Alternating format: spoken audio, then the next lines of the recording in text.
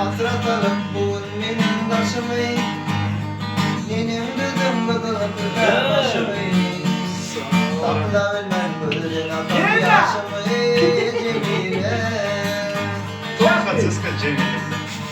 Yanar oda uydum şu an yürüyorum Kurbaşı böyle yanaydı. Verir sana doğrugun Durmuşumun diri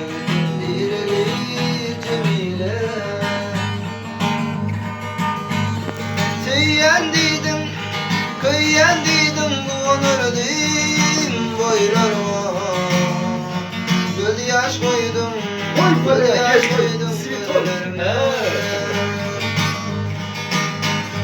Tüyendiydim, kıyendiydim bu onurdum boylarıma Göz yaş koydum, göz yaş koydum gözlerime Aşmayla yandım payı kutudum Gülürüydüm sarılıp gördüğüm Seni duydum yönetim okurken Cemile Kalbimdedir bana salan yaralar Dost yüzüne karap bilmem kararlım Kıyı başına sarıyla taradım Cemile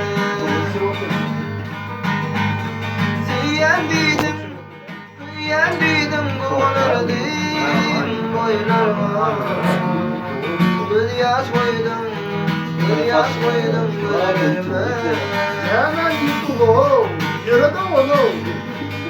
YouTube'da bana bir para.